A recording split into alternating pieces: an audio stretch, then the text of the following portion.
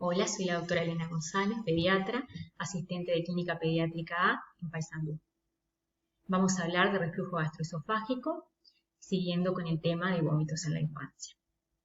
El objetivo general de esta clase es diagnosticar y realizar la indicación de tratamiento inicial de patologías más frecuentes y o prevalentes. Los objetivos específicos: explicar la forma de realizar el diagnóstico, justificar la necesidad de los estudios paraclínicos e interpretar el resultado de los mismos, justificar y realizar la indicación del tratamiento inicial del niño a los padres o profesional de salud, y explicar a los responsables del niño el problema del mismo y la conducta o controles requeridos para su solución. ¿Qué importancia tiene este tema? Que el reflujo gastroesofágico es un proceso muy frecuente, que tiene una significación patológica muy variable, desde el reflujo fisiológico, normal, hasta grandes malformaciones y dificultades. Definición: el reflujo gastroesofágico es el paso de una parte del contenido gástrico al esófago en forma involuntaria, retrógrada, en ausencia de estado nauseoso, vómitos o participación de la musculatura gástrica. El lactante regurgitador o reflujo gastroesofágico fisiológico predomina en los lactantes entre el primer y el cuarto mes de vida. El 88% de los casos se resuelve a los 12 meses de vida y casi todos están resueltos a los 24 meses de vida. Es favorecido por la inmadurez cardial fisiológica. En esta figura van a ver la anatomía del reflujo gastroesofágico, que van a poder ver tranquilos. El reflujo gastroesofágico patológico es la presentación de síntomas molestos debido a episodios frecuentes o persistentes de reflujo. Y tiene síntomas relacionados a esofagitis o por síntomas relacionados a presentaciones extradigestivas, como síntomas respiratorios y efectos sobre la nutrición, que ahora vamos a desarrollar. La fisiopatología de la enfermedad por reflujo gastroesofágico: en el reflujo hay un desequilibrio entre los factores favorecedores y la barrera antirreflujo que van a resultar en la enfermedad por reflujo gastroesofágico. Dentro de los factores favorecedores del reflujo tenemos las relajaciones transitorias del esfínter esofágico inferior, la alteración del aclaramiento esofágico y retraso del vaciamiento gástrico, alteraciones anatómicas de la barrera antirreflujo, aumento de la presión abdominal, factores genéticos, factores agresivos del material del reflujo, por ejemplo, el ácido clorhídrico, la pepsina, la tripsina y los ácidos biliares. Dentro de la barrera antirreflujo, el esfínter esofágico inferior, estructuras anatómicas de la unión esófago-gástrica como el anillo diafragmático y atal, el ángulo de His y el esófago intraabdominal. Factores de resistencia de la mucosa como la estructura epitelial, el moco esofágico, el flujo sanguíneo y la regeneración del epitelio. Sabemos que los lactantes tienen un esófago intraabdominal que es más corto, lo que favorece el reflujo. Las manifestaciones clínicas de la enfermedad por reflujo gastroesofágico, ya no de ese lactante que regurgita pero que crece bien, sino aquel cuyo reflujo le provoca síntomas. En el lactante se manifiesta por regurgitaciones, especialmente postprandiales, signos de esofagitis, irritabilidad, náuseas, asfixia o rechazo al alimento, falla de medro o crecimiento, las apneas obstructivas, estridor, enfermedades de las vías respiratorias bajas, que desaparecen en forma espontánea en la mayoría de los lactantes hacia los 12 a 24 meses. De las manifestaciones clínicas en los niños mayores, en los preescolares, sobre todo regurgitaciones, y en la infancia tardía y adolescencia, episodios de dolor torácico y abdominal, rechazo del alimento, síndrome de Sandiffer, que es la hiperextensión del cuello, el asma y las enfermedades de la esfera otorrinolaringológicas. En esta tabla se resumen los signos y síntomas de la enfermedad por reflujo dentro de síntomas generales, digestivos y respiratorios. De los generales, por ejemplo, el disconfort, la irritabilidad, la falla de crecimiento, el rechazo de la alimentación, postura distónica, que es lo que dijimos, el síndrome de Sandiffer, y los digestivos, regurgitación, vómitos, pirosis, dolor torácico, dolor epigástrico, hematemesis, y los respiratorios, sibilancias, estridor, tos crónica y ronquera. Dentro de los signos tenemos la erosión dental y las caries, la anemia, los episodios de riesgo vital aparente, sobre todo en la endoscopía, esofagitis, estenosis esofágica y esófago de Barrett, en la esfera respiratoria, apneas, asma, neumonía a repetición y otitis media recurrente. El diagnóstico en la mayoría de los casos típicos de enfermedad por reflujo gastroesofágico, sobre todo en los niños mayores, con la historia clínica y la exploración física, suelen ser suficientes para establecer el diagnóstico. La evaluación inicial se va a dirigir a identificar los síntomas positivos que sugieren la enfermedad por reflujo gastroesofágico y sus complicaciones. No existe una prueba para el diagnóstico de enfermedad por reflujo gastroesofágico que pueda ser considerada como la prueba de referencia o el estándar. Dentro de todas las pruebas siempre hay que ver cuál es la mejor para el niño. Dentro de los diagnósticos diferenciales que tenemos que tener en cuenta cuando nos enfrentamos a un niño con reflujo, hay que tener en cuenta siempre los signos de alarma.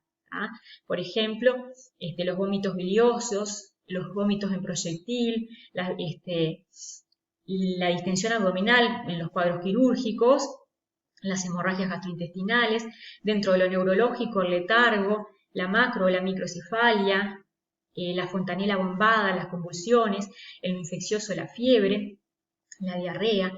Siempre tener en cuenta el retraso de crecimiento, que no es normal en un niño que crece con un reflujo. Las pruebas complementarias tienen indicación para confirmar el diagnóstico y para la identificación de complicaciones de ese reflujo, de esa enfermedad por reflujo gastroesofágico. La radiología, la Academia Americana de Pediatría, considera que la serie esófago-gastroduodenal como un procedimiento útil para la evaluación de anormalidades anatómicas y reitera que en los lactantes con vómitos y regurgitación, la historia clínica y el examen físico serían suficientes para formular el diagnóstico, reconocer complicaciones e iniciar un tratamiento. La serie esófago-gastroduodenal es un estudio radiológico con contraste, vario o hidrosoluble. Estudia siempre el sector superior del aparato digestivo. La importancia que tiene es para valorar malformaciones anatómicas, acalasia, constricciones o estenosis esofágicas, hernias hiatales y las obstrucciones. Tiene baja sensibilidad y especificidad para el diagnóstico de enfermedad por reflujo gastroesofágica. Acá les presento imágenes para que puedan ver de estudio radiológico contrastado, por ejemplo acá en un reflujo, y otras imágenes donde se evidencia la compresión extrínseca esofágica por anillo vascular. De acá la importancia que tiene, sobre todo en malformaciones anatómicas. La endoscopía digestiva alta con toma de biopsias es útil para el diagnóstico de esofagitis. Está limitada a pacientes con signos digestivos o cuando sea necesario descartar complicaciones como estenosis intraluminal o esófago de Barrett. Tiene escaso valor en el diagnóstico de enfermedad por reflujo gastroesofágico que tiene síntomas extradigestivos, que de repente le hacemos una endoscopía y no va a ser el diagnóstico.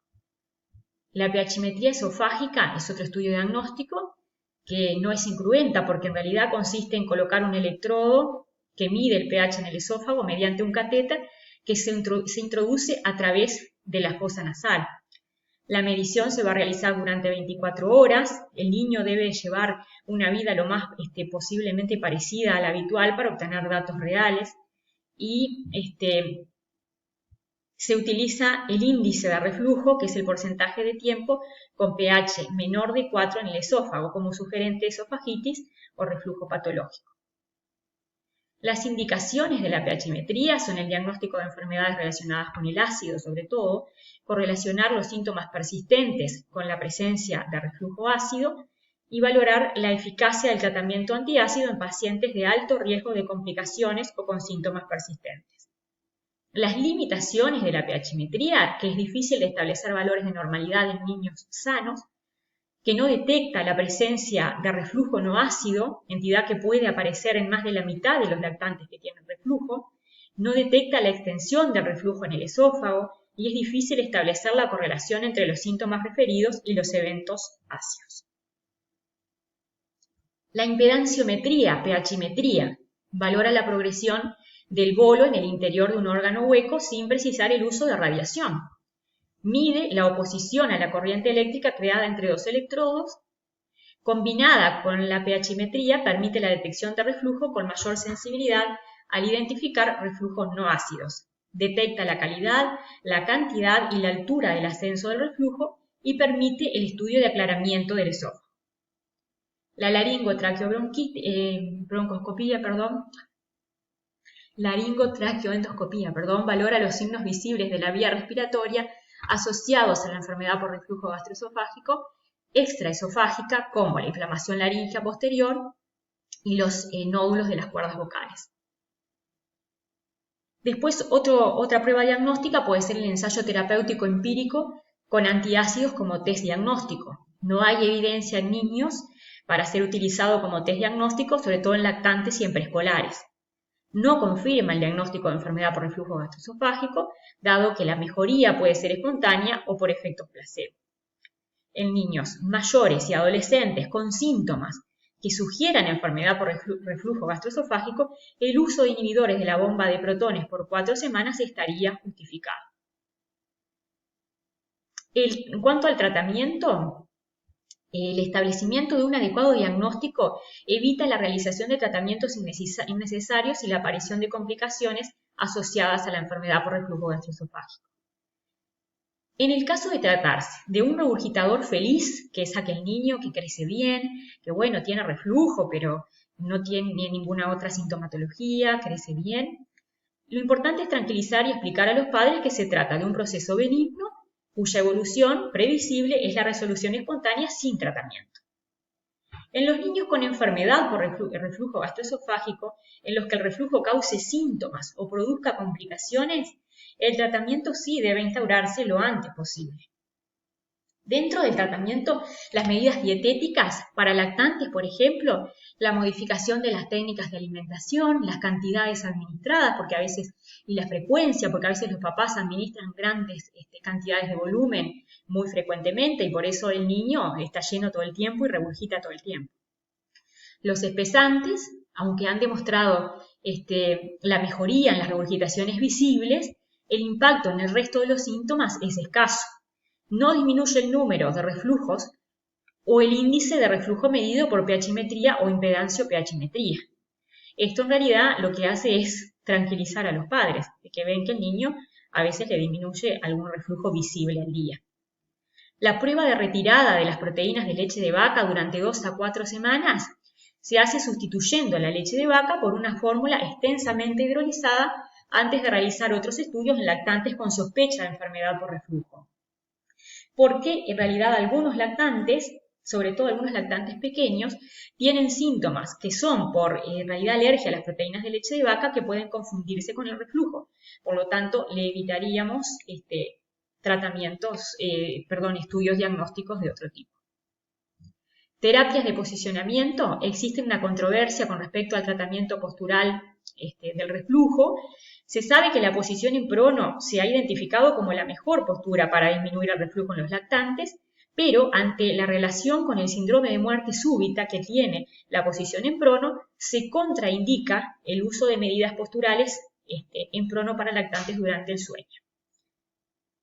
Las medidas farmacológicas, tenemos los antiácidos que neutralizan el ácido, tienen una mejoría rápida pero transitoria de los síntomas y no se utilizan de forma habitual en el tratamiento de una enfermedad por reflujo en lactantes, debido a los efectos adversos, que además deberían utilizarse en niños más grandes por corto periodo. Los dopaminérgicos, como la metoclopramida y la domperidona, mejoran el aclaramiento esofágico y el vaciamiento gástrico, pero no deberían usarse por sus efectos adversos como síntomas extrapiramidales y prolongación del intervalo QT, entre otros.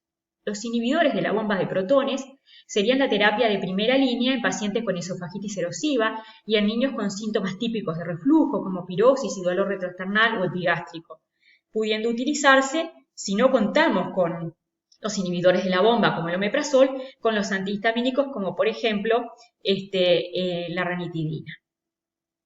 El tratamiento quirúrgico, la cirugía antirreflujo, se utiliza de forma ocasional en pacientes con enfermedad por reflujo gastroesofágico, con fracaso del tratamiento médico o con complicaciones severas como apneas, esófago de Barrett, etc. Los puntos claves: el reflujo gastroesofágico se considera fisiológicamente normal en lactantes y suele resolverse espontáneamente. En algunos casos puede derivar en síntomas y o complicaciones a corto y a largo plazo, por lo que es importante detectarlo. Evitar la sobrealimentación y educar a los padres en el tratamiento.